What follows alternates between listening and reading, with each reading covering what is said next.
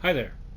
This is John Anthony Francis Wilcox, and today is Saturday, February the 18th, 2023. Um, I'd like to start out by reading you the introduction to the book Tick-Tock of Oz by L. Frank Baum, one of the Wizard of Oz, I guess we would call them, series of books. I have a reason for this. To my readers, the very marked success of my last year's fairy book, The Patchwork Girl of Oz, convinces me that my readers like the Oz stories best of all. As one little girl wrote me, so here, as one little girl wrote me, period. So here, my dears, is a new Oz story in which is introduced, and so forth, the Queen of Oogaboo, whom Tick-Tock assisted in conquering our old acquaintance the Gnome King. It also tells of Betsy Bobbin and how after many adventures she finally reached the marvelous land of Oz.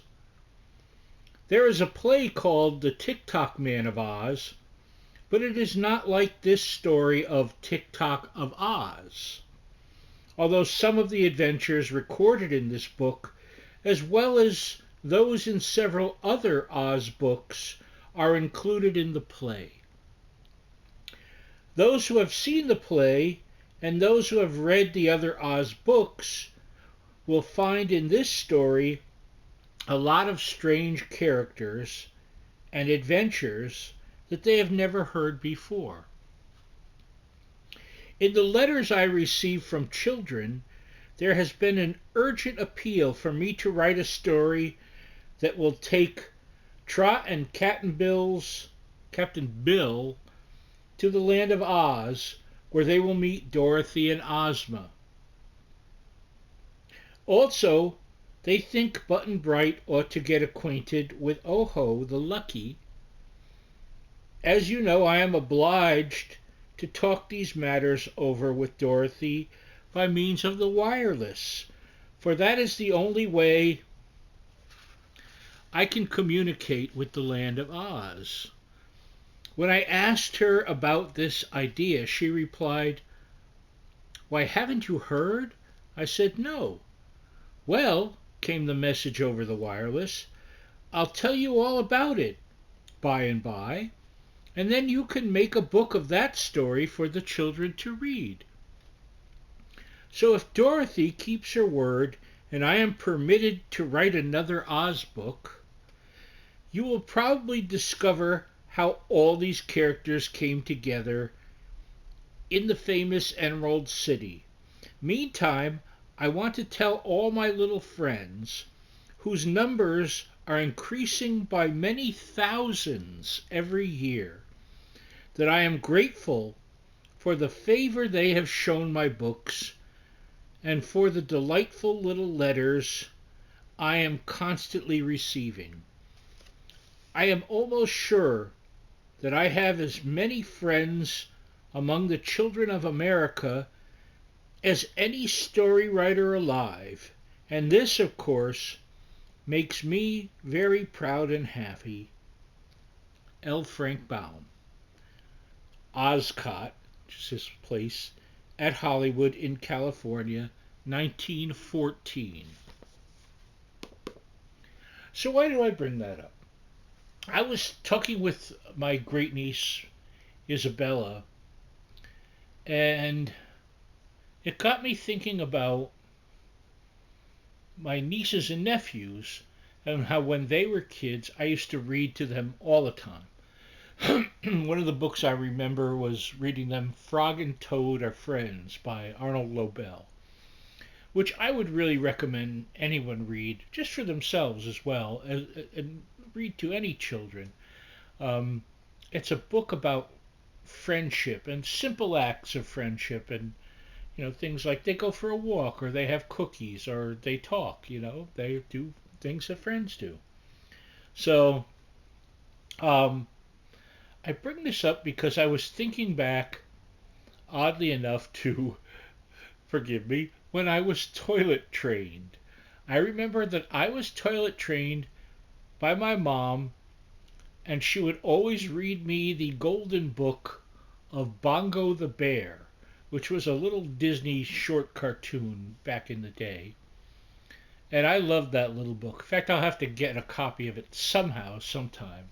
It's become quite an expensive collectible, well beyond my means currently.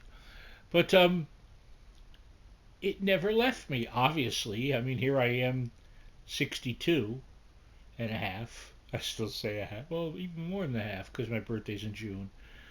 But I also always remember my mom and dad reading. I think that's very important. I cannot underestimate the effect that has on a child's life to see the adults around them reading. I was always impressed by that. My dad loved to read, my mom loved to read. My dad read pretty much right up to when he died. I still have in the living room books on the coffee table that he built, by the way, that he was reading at the time. And mom, when she could no longer see, I would go to the library and get her books on tape, and I would get her books on CD, and she would listen to them. She just, and she was always reading. She loved mostly biographies and autobiographies. She read some fiction, but not as much. Dad liked fiction. Later on, he liked religious books and biographical books. He read a bunch of that. But in fact, he's the one that got me reading the old 30s, 40s pulp novels, the Doc Savage novels. I remember the first one I read was because I remember the James Bama cover of the Banta Book edition of The Freckled Shark was the Doc Savage adventure that got me hooked in the early 70s. So these things stick with you, and that's what I want to tell you. I think it's important. I don't know if you have kids or grandchildren or nieces or nephews. Read to them. Let them see you reading, not on a computer screen, but let them see you read an actual book. Books are just, I sound like a commercial and I don't mean to be, or maybe I do. Books are transformative. Books can change anyone's life of any age. So I think you do yourself, your family, your friends, anyone you know, you do them a favor by reading to them. Give them books. Give your friends some books. Yeah, what a great idea. Give the gift of books. Look at this. Now, this was a kid's book. Let me tell you, this Baum stuff, as someone who, as most of you know, has worked for years in the comic business and that, these imaginative stories are unbelievably good. To this day, their stuff he's still the ideas in these things are incredible. It's mind blowing stuff. In fact, if you've never read the Baum Oz books, let me highly recommend them to you. TikTok I've read years ago, and I got it recently because it entered my brain and said, "You need to get that again, John."